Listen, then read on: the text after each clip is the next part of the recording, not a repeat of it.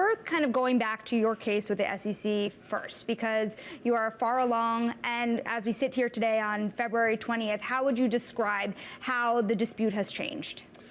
Well, look, I think for whatever reason, the SEC decided to make Ripple their first major case around this. And look, the reality prior to the case, we had been advocating for more clarity around the rules and regulations. And the good news has been other countries around the world have leaned into that and codified what should the rules and regulations, what's unique about crypto that needs to be changed. The SEC, frankly, has just hired more litigation that, what we call regulation through enforcement, and it really just started suing lots of people. And what's unfortunate is they have lost consistently.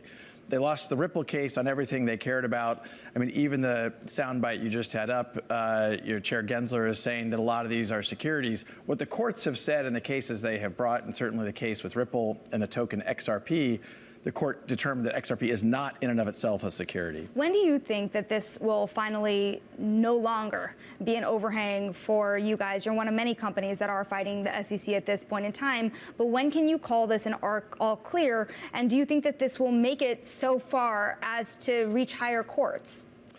Well, hard to predict whether it's going to reach higher courts. On everything we cared about, we won against the SEC. Will the SEC appeal and move it up the courts? We'll see. They sought approval to do what's called an interlocutory appeal. The courts denied that also. The case against me personally and Chris Larson personally was dismissed entirely with prejudice. So, look, from my point of view, the SEC has lost consistently. They lost the Grayscale case. I think if you're following the Coinbase case, the tone from the judge is, I think, pretty skeptical about some of the SEC's arguments.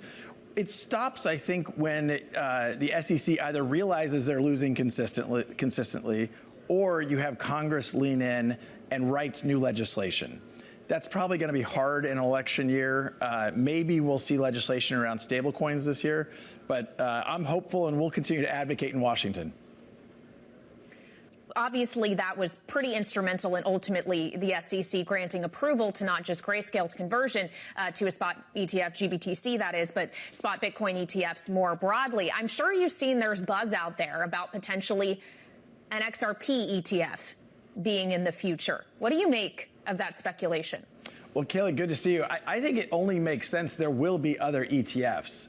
It's a little like, the earliest days of the stock market. You don't really want exposure to one stock or one company. You want to typically think about diversifying risk and what have you. And so I think we will see other ETFs. When we will see them is hard to predict.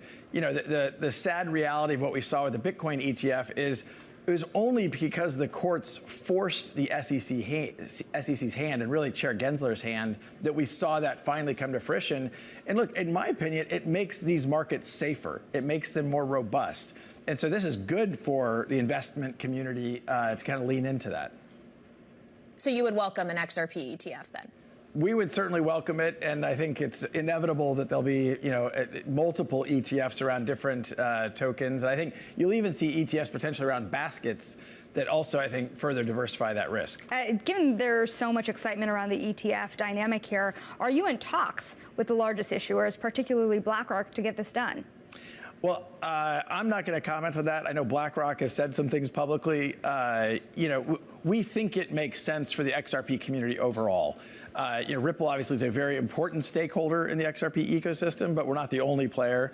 And look, we've seen, before the SEC lawsuit, XRP was the second most valuable digital asset. I think because of the headwinds of that lawsuit, we've now seen that largely abate. But the long-term view on these things is about, how do you create utility and really solve real-world problems with these different digital assets? Bitcoin's doing that very well as a store of value. XRP and its dynamics around being very fast, very efficient, and low cost on a per transaction basis makes it ideal for payments. And that's where Ripple really has leaned into as a company. Well, let's talk about where else Ripple is leaning in. You've recently acquired Standard Custody. What is that going to do for your company?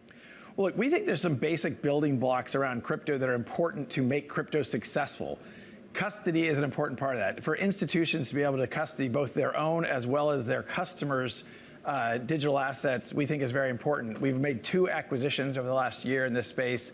One was a company in Switzerland, and then more recently, the Standard Custody. Standard Custody in particular has a trust license here in New York, which also makes it very valuable. Everything we have done at Ripple is compliant first. And I think this year, 2024, with FTX behind us, with some of the Binance dynamics largely behind us, I think has to be a compliant first mindset for all of the crypto industry. How far can your foray into custody really go? You think about what's happening with Coinbase and its role in custody when it comes to these ETFs. How do you envision your role in custody expanding over time?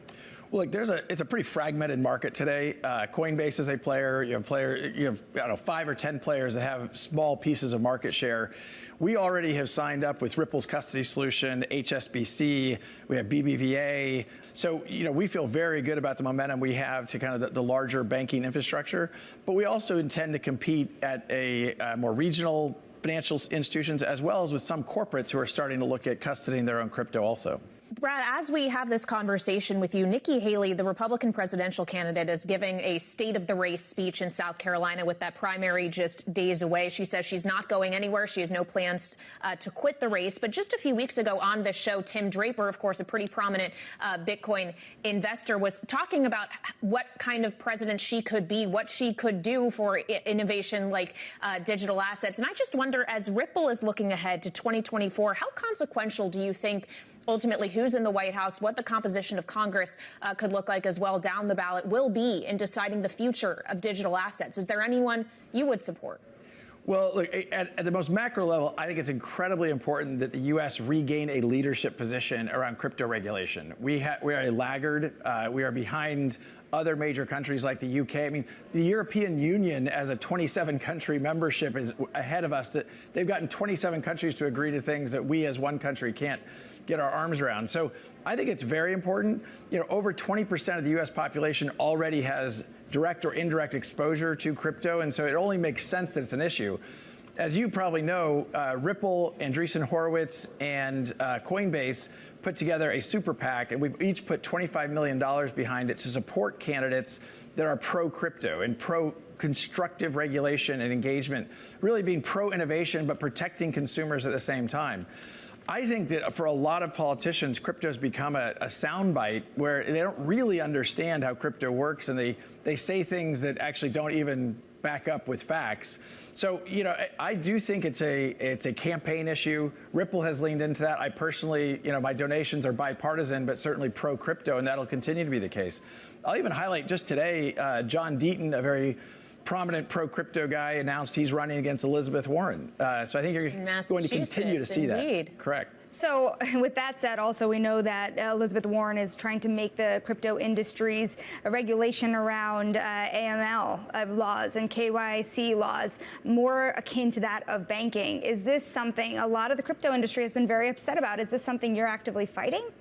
Oh, no. On the contrary. I mean, I would actually argue that Elizabeth Warren has it wrong. I mean, if you sign up on Coinbase, you have to get KYC, know your customer. You have to go through a verification process of providing your licenses, and they do that verification. And as I said before, the vast, vast, vast majority of people who are in the crypto industry are good actors who want to play by the rules. We need to know what those rules are sometimes. But the KYC and AML are not rules that are confusing, and I find that the vast majority of the industry players are already leaning into that. I think Elizabeth Warren wants us to believe that those are things that somehow crypto is circumventing, but that's not the real world.